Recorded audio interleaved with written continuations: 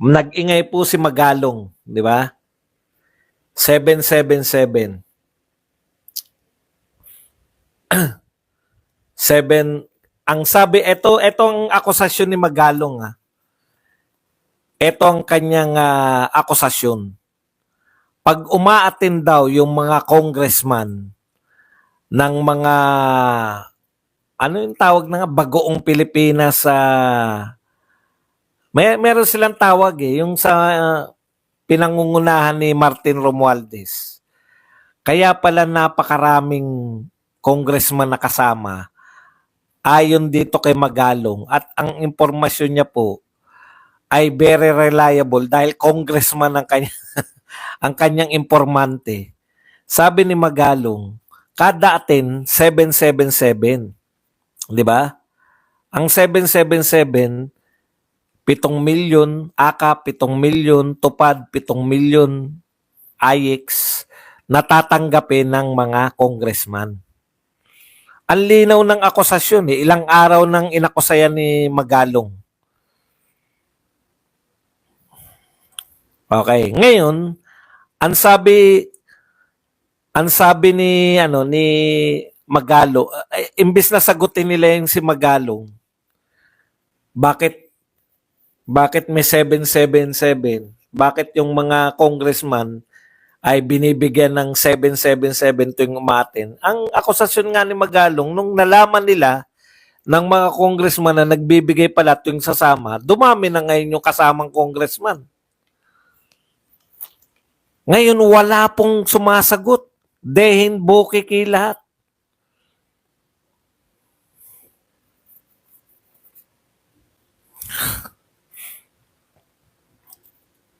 Dehin, bukiki dito sa ginagawa ni Magalong.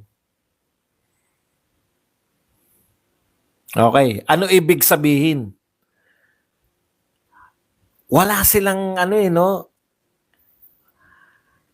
Kung Duterte po yung akusahan nyo noon, nung panahon po ng si Duterte presidente, pag inakusahan mo si Duterte, papaliwanagan kanya at may balik pa.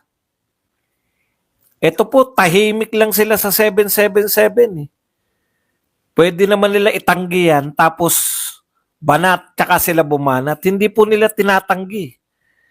Parang, ano ngayon? Ano ngayon? Parang ganun ang dating sa atin, no? Ano ngayon kung namimigay kami ng pera nyo?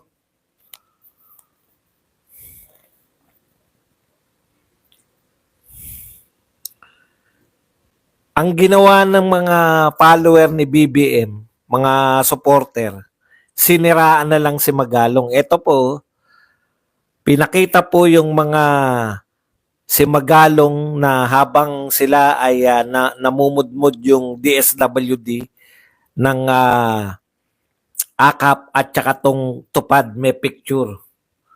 O tapos sasabihin nila, ipokrito si Magalong. Ayan, no? Ito po ang sabi, Mayor Magalong, alam na alam mo na yung AKAP at TUPAD sa LGU yan dumadaan. Dumaan sa kamay mo, Mayor, galing Dole at DSWD.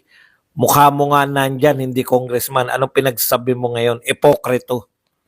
Naging ipokrito na. Siyempre, kakalat na naman yan ng mga ututong mga BBM supporter. Tignan nyo po yung wordings ni Mayor Magalong tungkol dito sa TUPAD. Ayan ang sabi, TUPAD caravan payout. Huwag kayong magpasalamat sa amin. Ang assistance na ito ay hindi galing sa public official. Ito ay galing sa taxes ninyo.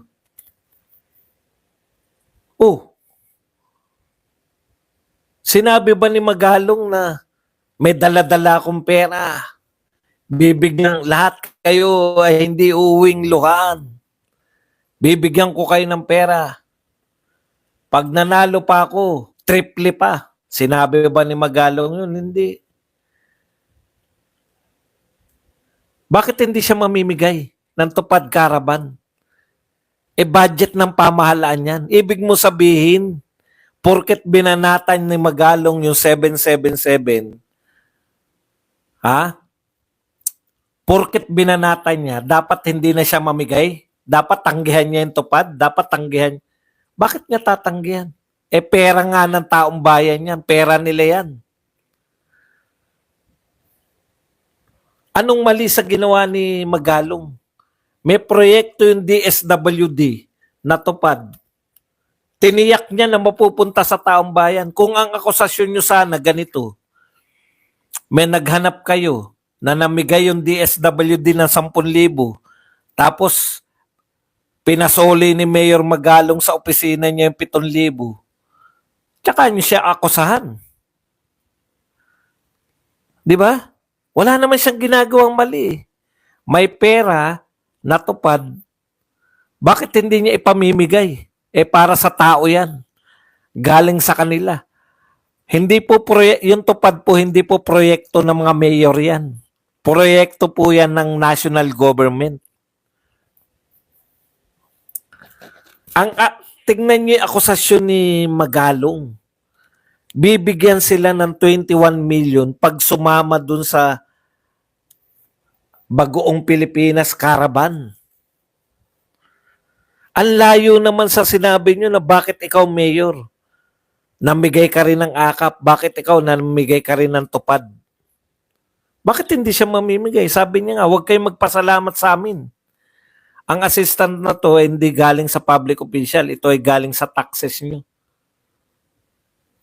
Local government dapat nga ang mag-a-assist, hindi congressman. Yun nga yung point ni Magalong, bakit kayo kasama? Kung merong mas nakakakilala sa mga tao ron, yung mayor. Kung naghanap kayo ng katulong, mayor dapat.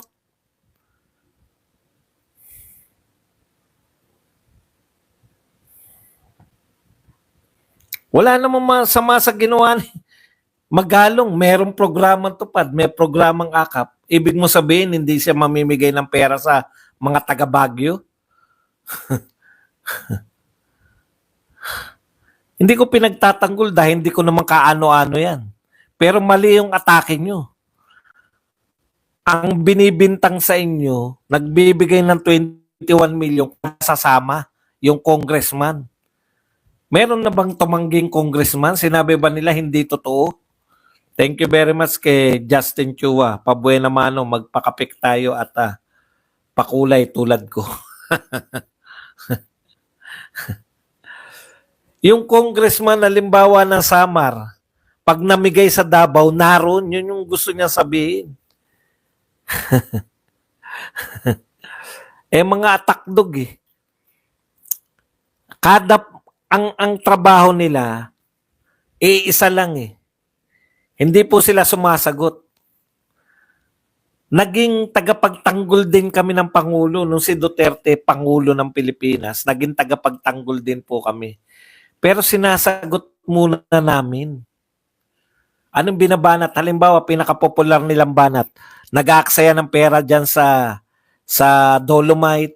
Dapat pinambili nila ng bigas. O bakit tayo pati nga bill, may atake yung mga yan. Bakit daw gawa tayo ng gawa ng tulay? Nakakain ba yan tulay? Puta, mukhang paglamol. Di ba? Sinasagot namin yan. Kinakailangan yung mga tulay, mga sumasagot kami nung tagapagtanggol kami ng presidente. Hindi lang kami umaatake. Sinasagot namin yung mga binabato nyo kay Duterte. Sinasabi nyo, mamamatay tao si Duterte dahil nag-conduct ng war on drugs. Sinasagot namin. Oh, di ba tumahimik sa inyong lugar kung ano yung binato nyo? Puta, kayo atake lang eh. Nasaan yung ano? Saan nyo dinala yung pinagbilhan ng ginto? Si BP Sara may confidential fund. Saan ninyo dinala yung mga pera sa privatization?